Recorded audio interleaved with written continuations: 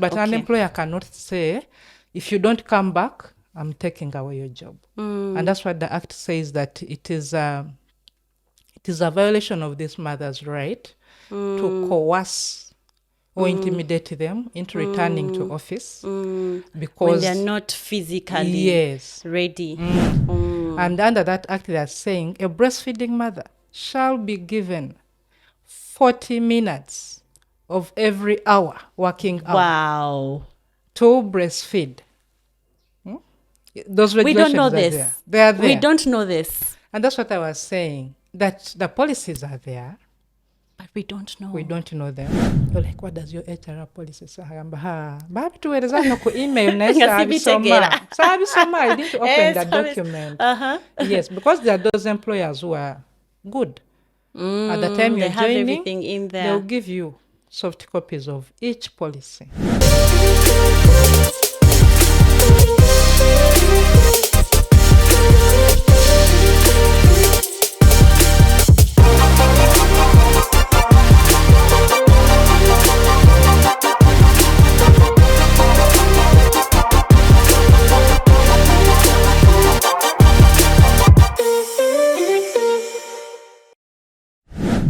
So I want to find out, what are the maternity leave laws in Uganda? Yes. And if we have any specific protection rights for mothers returning back to work. Yeah, because it's crazy out here. I know. Yeah. We need to first appreciate the fact that much as these laws are there, most of us do not know that these laws are there. Yes. And even when we know, probably we don't even have the information on the referral system. Where do I go if this is happening? Where do I report? So there is that knowledge gap on the laws themselves. And then there is also a gap in implementation, enforcement of these laws. We have them on paper, but are they being enforced in real practice? Yes, so that's one of the biggest challenges. But to answer your question, for starters, we have the Constitution, the 1995 Constitution, and particularly Article 33. That whole article is on rights of employees. Okay. And to be specific, they make emphasis of the rights of women. Okay. So Article 31 clearly says that the state shall make provision to ensure the well-being of breastfeeding mothers in employment. Okay. Yes. And then it also says that a woman shall not be discriminated on the basis of gender. Like I'm breastfeeding, you're pregnant, first get off. Yes. That is discrimination that the Constitution curtails under Article 33. You know, so these provisions, they are there, but because somebody was saying one time that if you want to hide something from an African, you put it in a book. We don't like reading. We don't like reading. Very true. Yes. So the Constitution clearly provides for rights of women in employment and curtails any person from discriminating women on that basis. Yeah. Then we have the Employment Act. Okay. Yes. Under the Employment Act, it has section 56 clearly provides for the rights to maternity leave. How long is maternity 60 leave? working days. 60 working days. Yes. So if a mom is called back, I will even say intimidated, because I have moms who have reached out and I say, Mnange, my boss has said if I don't go back after 1 month, they're going to get someone else. And this is a field, it's created for the man, because of course the man doesn't have to think about the baby, the breastfeeding of patriarchy. Exactly.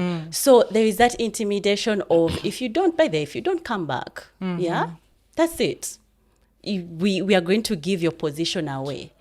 So and actually, if you read that section 56, after providing for the right to 60 working days paid, Paid. Yes. Because some people are told if you're going on leave, there will be no pay. But the act is very clear. It says paid leave. Paid leave. 60 working days. And the 60 days start to run from the time you've given birth. You know? Really? Yes. From the time you have given birth, Yes. not from the time that you leave. Let's say if you have 2 weeks before you give birth, and then you say, okay, you know what, I feel like I'm very overwhelmed with work. Let me go home and I wait for No, the act labor provides to. for after childbirth or after miscarriage. You know? There is even Leave miscarriage. when you Leave for- miscarry. Wow. You know? So, but it's just that this information is not out there for the beneficiaries. Yes. And you are like you've noted that because of patriarchy, a woman will walk in, get a job, and does not even bother to find out what are the terms. What are the terms? Eky'abayagala is the job. The job. Can I secure something to do? Yeah. So by the time all these violations are going on, some of them even never sign contracts at their places of work, you know. And by the time you want now to pursue the legal actions, you don't have any foundation evidence, to start on. Yeah, to start on. So it provides for the 60 days, working days. And then I think it is section 56, 3 or 4, that says that no person shall be called back from leave to do any work-related issues. And but they only put an exception unless it's with the consent and agreement of the breastfeeding mother. Of the breastfeeding mother. Yes, but an employer cannot say, if you don't come back, I'm taking away your job. And that's what the act says, that it is a violation of this mother's right to coerce or intimidate them into returning to office because when they're not physically ready. Even Even and they are mentally saying that ready. where even the mother is consenting or agreeing with the employer to come back halfway the leave and do work, there must be proof that there was no intimidation, that there was no coercion, like you willingly volunteered to come back. To go back to work. Okay. So currently, much as we have gaps in legislations, but at least the Employment Act is clear. It's very clear On the rights of a breastfeeding mother. The other laws we have in place are international instruments. But like I said, the issue is even the enforcers are aware that these instruments exist. Yeah. We have the CIDO Convention. Article 11 of CIDO is on rights of women in employment, where they are telling employers and probably states that have ratified this convention to make measures for breastfeeding mothers. They're saying that states shall enjoin to put in place safe, healthy working conditions for breastfeeding mothers. Yes, including a child care center at the workplace. Wow, we don't have very goodness, very few. Yes, a child breastfeeding center. And they are saying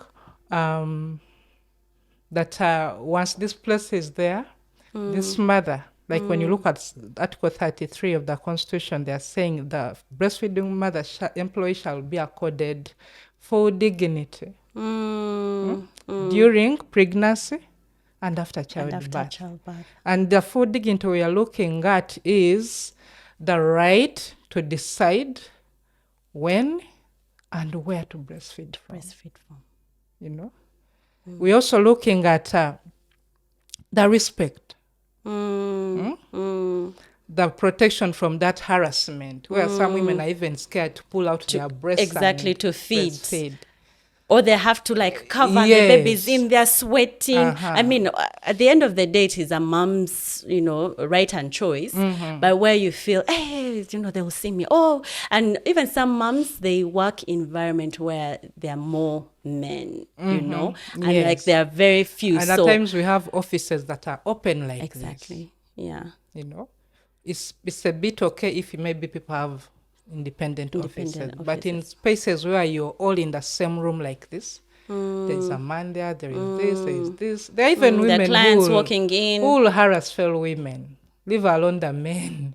Very true. Yes, people start body shaming you when you're breastfeeding, and you're like...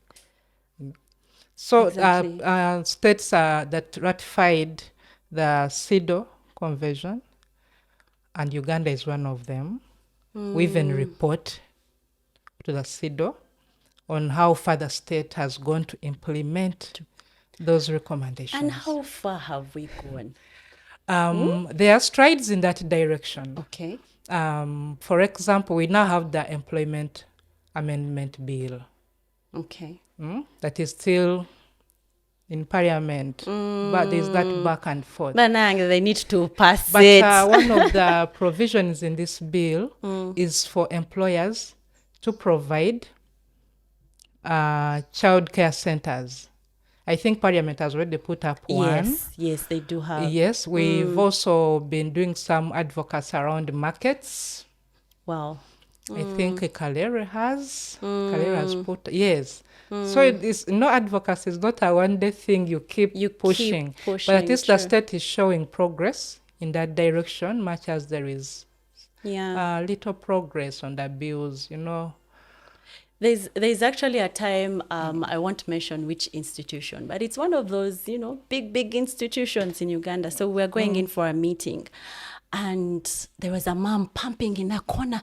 She's like, wait, let me just finish pumping, And I was like, really? Like such an institution, we can't have a special room for mothers to feel relaxed and for them not to be in that place of like, who's walking in, who's seeing me? I tell the pump is making noise.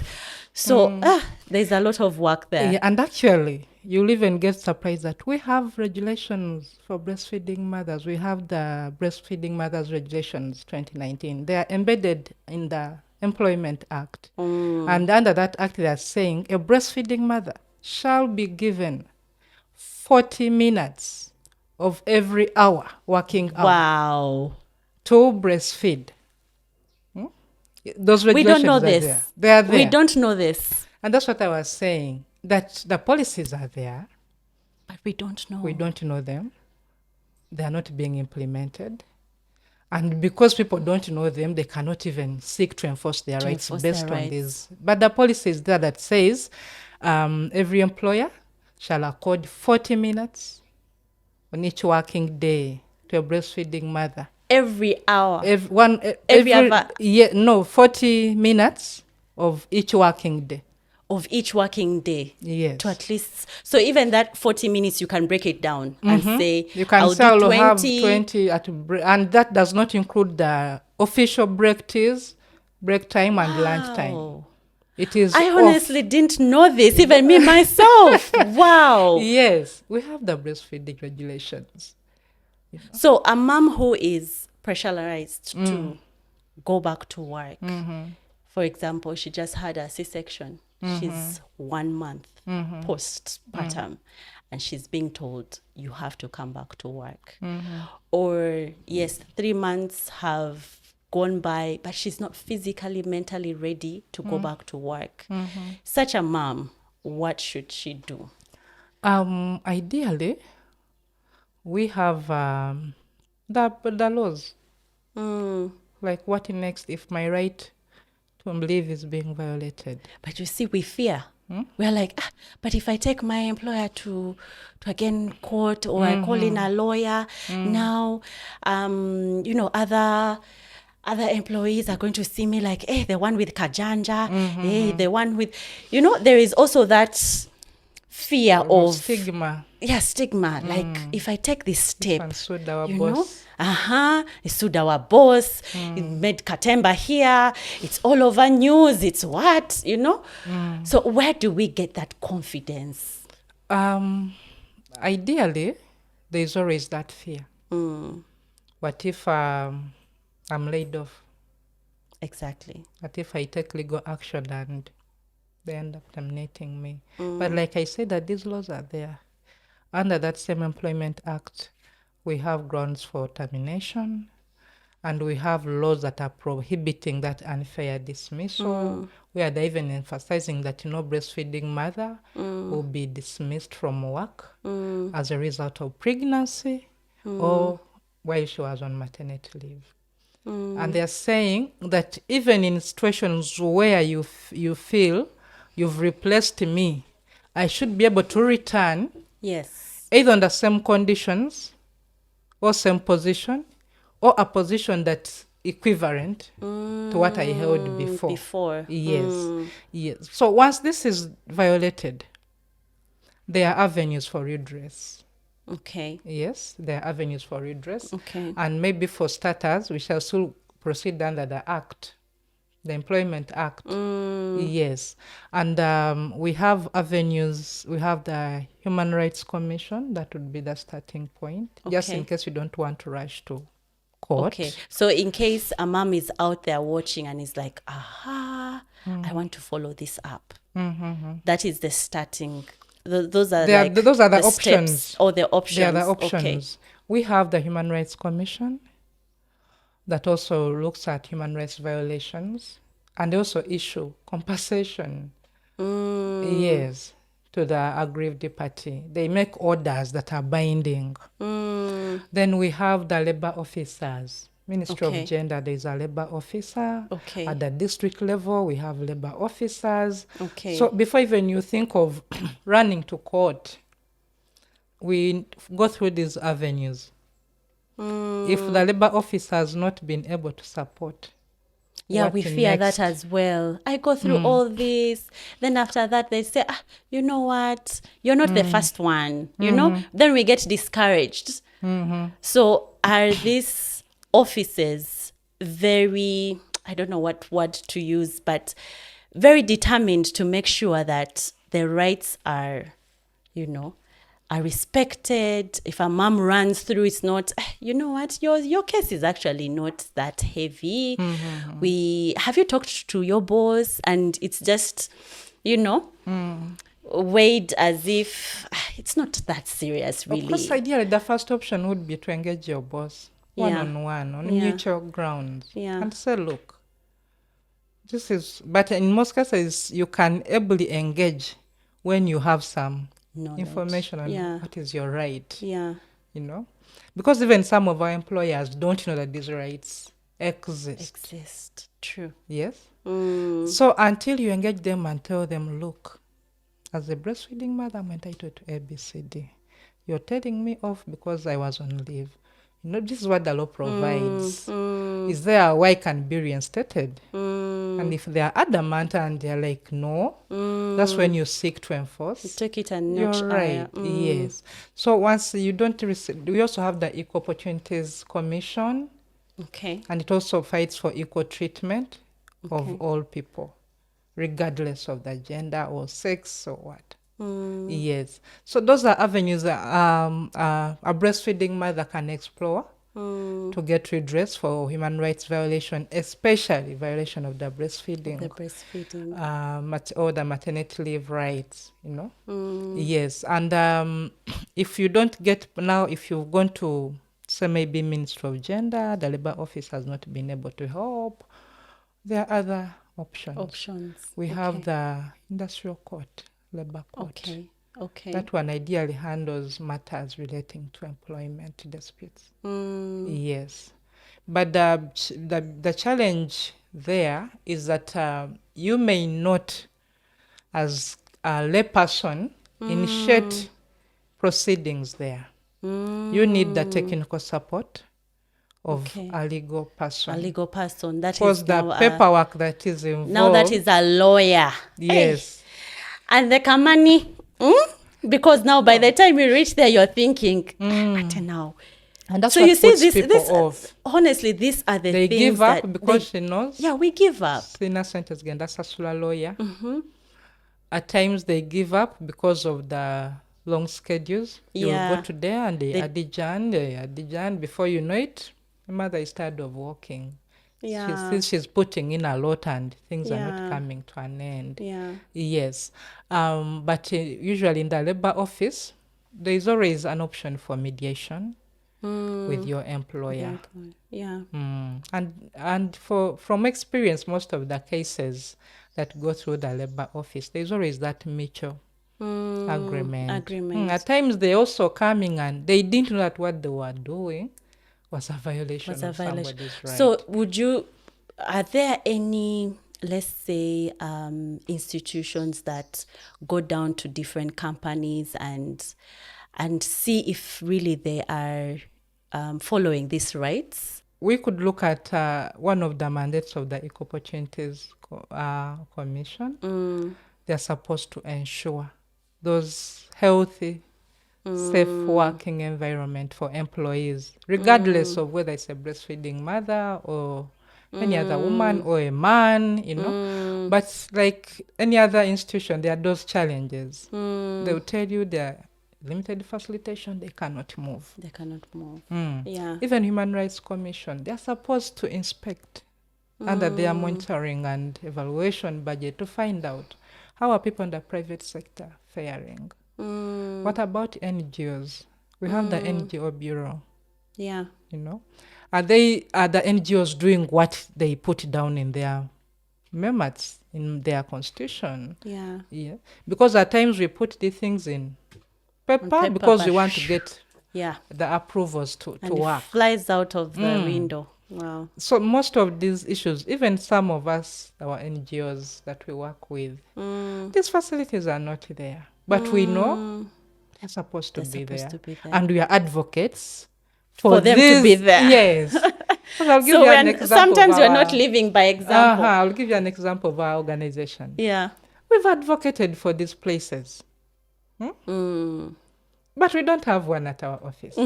Much as there have always been plans of we are putting up this. The budgeting, the visualization. Yes, but we've advocated and we can pinpoint and say the child center in this market was a result of our efforts. Wow. The time I was working in Kamuli, I had to push for a child facility at the Chief Magistrate's Court, Kamuli. And right now it is there, well equipped. Well done. Thank you. So we keep pushing through those stakeholder meetings. And we say, you need this. Litigants are coming to court with babies. And then if you find a judicial officer who is gender insensitive, a child will cry in court and send out to the mother. Why did you come with a crying baby here? First go and attend to your baby outside. And before you know it, they are adjourning the matter because the baby was crying. The mother is still outside attending to the baby and the judicial officer has other files. Look at the stress now the mother going through. So he will put aside the file and proceed with those who are ready to proceed. Wow. But actually, when you look at the breastfeeding regulations, they're even saying there must be a room with water, a fridge, a chair where this woman can sit and express her milk. And if they have not come with their babies, be able to put it in the fridge until when she's going back. We should even advocate to have a Queen Ma lactation tea in there. Yes. So something has been popping up when you are sharing. Should women, I'll say women because maybe you get this job before getting married, and then you get married, and then you get pregnant. Should we take time to look at these contracts? Before we sign them? And when we are looking at these contracts, what should we look at, ask, and ensure that it's added or amended, when we're going through, apart from just the money you're going to get, sign. Sometimes they just say sign, but it's your right to ask and find out, okay, my leaves, all this, okay, the Kamani is clear, the leaves clear. What else should we be looking out in this Every contract? ideal contract must provide the basics of an employment contract. Mm. The duties, because now for you to come and seek legal redress under the law, you must produce a contract. And according to them, a contract is where there is this agreement of two people where you're saying, I'm going to work for Dora at this rate. You know? So they assume that there is that employer-employee relationship. Yeah. Yeah. And they are saying that there must be some sort of power from the employer, where the employer is providing what to do, when, and how to do And it. how to do it. Yes.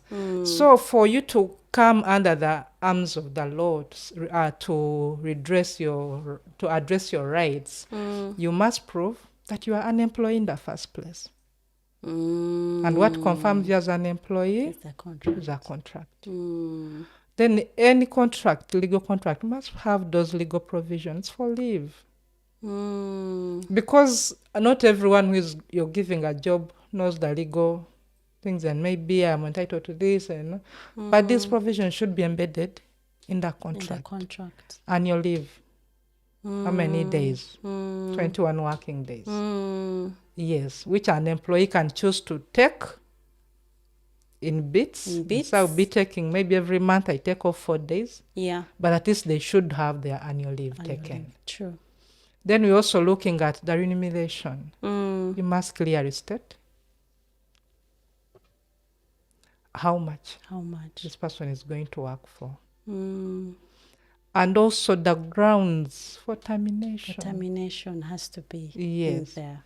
So that by the time you're running to Lydia for legal support, you know that, no, according to our contract, these are the grounds for dismissal. And from the look of things, I've not breached any. Yes. So people should always look out for those key before you sign. What are they saying on leave? What are the grounds for termination? And in addition to the contract, organizations have policies. True. We have the sexual harassment policy that every employer is supposed to have in place. We have the gender policy that every employer is supposed to have. Human rights policy. You know. But trust me, you will walk into an office or an organization and sample to staff, even from senior management. And they do not know what is in the HR policy.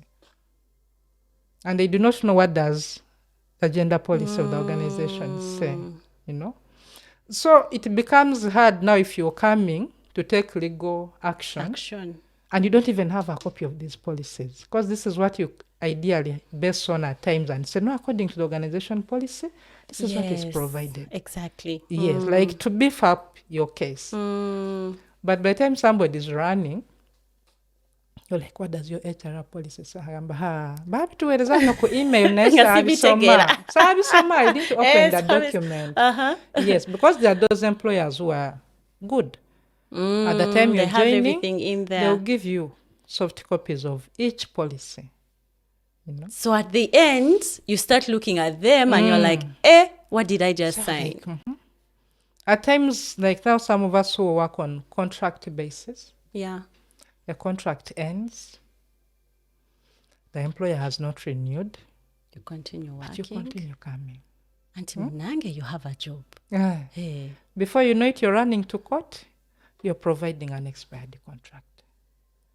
You know? And you've been working for another 2-3 years. Like, you know. And they've been paying you on time and everything is okay. But so what we should advise mothers or any other person in employment is, one, to have those basic documents. You have your copy of the contract. Some of us don't even get copies of these contracts. But ideally, they're supposed to be 3, so that the employee retains one copy for reference. For reference, yes. True. So how can we as the community or the workplaces become more supportive of postpartum mothers, both legally and socially? How do we cultivate that support? This is a postpartum mom, of course, postpartum can be hard, can be, you're there, you're trying to be figure out. the best that you can, but then you're You want thinking to about your balance. baby, you're calling the nanny, hey, has the baby slept? How many diapers? How many, So how do we get that support? How do we even support the postpartum mothers? On the legal scene, I think we need to push. Push for where? Which buttons? For these regulations. Uh-huh. And one of the best ways, because there are even bylaws that are made at the local level. Yeah. Even before we think of pushing in parliament for these bills, what is our local government providing? Yes. And these laws are passed in these councils down the ground, the ordinances at district level. So if we are to push as we wait for the national legislation, can we engage our stakeholders down at the district, the councillors, by these ordinances? Oh, wow. Okay. If you identify there is a challenge with breastfeeding mothers in your community, can you come up with a bylaw to provide for these mothers before you wait for national law? Yes. In parliament? You start from the ground. Let's start from the ground. From the ground. Yes. And then we are looking at awareness. That our mothers even are aware. So basically the first thing is for mothers to know their rights. We sensitize the mothers to know their rights. And then these mothers should also go ahead and disseminate. You can even start from within your workplace. Okay. Yes, okay. and share with employees. Yes. Share with employees. Because when you look at, there is that International Labour Organization Convention that enjoins employers or states to make measures like for employers to create awareness within their organizations or their office space. And yes, as Dora, I've gotten to know that is we have the breastfeeding regulations. Yeah. Okay. But who else in my office knows about this? So during lunchtime, we come together, we talk about it, we see how to you can navigate. Do a capacity enhancement for your staff. And so during every maybe staff meeting, we shall have 30 minutes for capacity building. And then you choose an area and say, this time we are going to look at rights of breastfeeding mothers. We are going to look at succession, succession. It's one of the biggest challenges that women are facing. True. You give birth, maybe the husband even dies before you've given birth. Exactly. And then people start pushing you around and even evicting you from the house. But do these breastfeeding mothers know their rights as widows? Besides the employment rights, what about other laws that affect their social life? Yes. The marriage rights, divorce, maintenance of these children. True. Of recent, we have single mothers. Like you open social media and it's all about single mothers. I'm a single mother. Hey. I'm a single mother. But even as a single mother, you have rights. Yes, you have your rights. Yeah. Even this child you're nurturing as a single mother has rights. Even rights to know the father or even be cared for by his father. Yes. So for starters, we need to raise awareness. For some of you who are good at writing articles, you can even write articles. I write so long articles on my Facebook. People are like, Otwina. At times, social media is bad. But if it is used positively, it is good. It makes an impact. Yes. True. So what should the men that are watching this, what steps should they take? What questions should they ask? Because the truth is, as women, the empowered woman today is scared. She's scared. Like, okay, I sit home, yes, but I need to live beyond my kids because these kids are going to grow up and go, and how are they going to leave me? So what should Ochitegera, Kameza money is not enough. They want so what steps should the men take, or what conversations should they have with us. One, that we need to make the men aware of the changing gender roles. That previously we grew up thinking certain things are to be done by men and not women. Not women. But we've beaten that.